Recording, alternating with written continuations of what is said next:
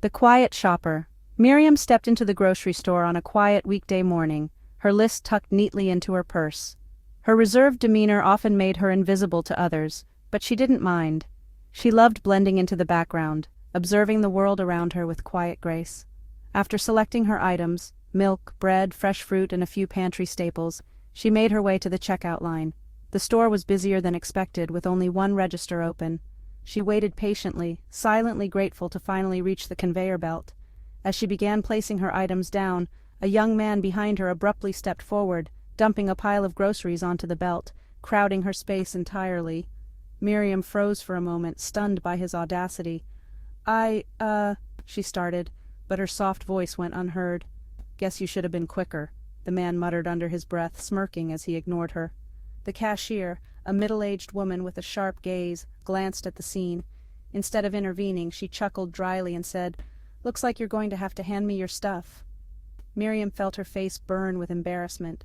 Wordlessly, she began passing her items one by one to the cashier. The young man behind her, oblivious to the disruption he caused, scrolled on his phone as if nothing had happened. By the time Miriam finished checking out, she felt utterly humiliated.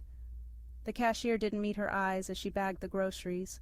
The laughter and indifference cut deep, but Miriam kept her composure, thanked the cashier softly, and walked out of the store. As she stepped outside, she took a deep breath of crisp winter air. "They don't know who I am," she thought, squaring her shoulders. Miriam was not just any shopper. She was the vice president of the grocery chain and the niece of its owner. That evening, Miriam sat with her uncle, Charles Ellison, the founder and owner of Ellison Grocers. "There was an incident today," she began, recounting the events at the store. Her uncle listened attentively, his expression darkening with every word. "This isn't the kind of treatment we stand for," Charles said firmly. "I'll handle it." The next morning, Charles called a staff meeting at the store. Standing at the front, his authoritative voice filled the room. "There was an incident yesterday involving a shopper who was treated rudely," he announced. "Let me be clear, we do not tolerate disrespect toward customers in any form. We expect all our employees to foster an environment of kindness and professionalism. Any behavior that undermines that will be addressed immediately." The employees exchanged uneasy glances. The cashier from the day before shifted uncomfortably but said nothing. Charles continued, "To reinforce this message, we're introducing new signs at every checkout station. They'll remind everyone, employees and customers alike, that this is a place where kindness matters." Later that day, small, tasteful signs were placed at every register. Each read, "Remember, be kind to others, respect every shopper." The signs became a quiet but powerful reminder of the store's values, catching the attention of shoppers and staff alike. Later that day, Charles and Miriam called the cashier, Linda, into a quiet room for a private meeting. "I know you were involved in yesterday's incident," Charles began, his tone firm but calm. "I saw the footage and heard from the shopper." Linda's face turned pale. I didn't realize it was that serious," she stammered. "It was serious," Miriam said, stepping forward. Linda's eyes widened as she recognized the shopper from the day before. "This is my niece, Miriam," Charles said. "She's the vice president of Ellison Grocers." Miriam's voice was calm, but carried an unmistakable authority.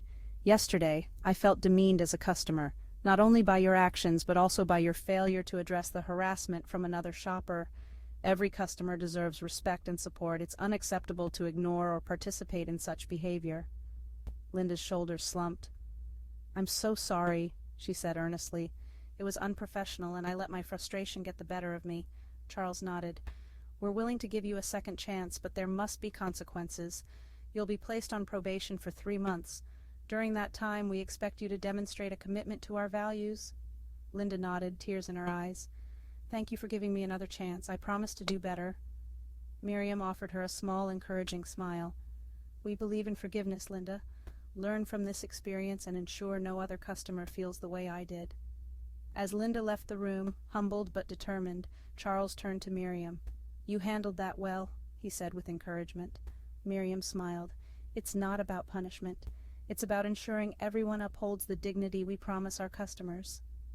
Over the following weeks, the new signs became a topic of conversation among shoppers. People commented on the thoughtfulness behind the message, and the store's atmosphere noticeably improved.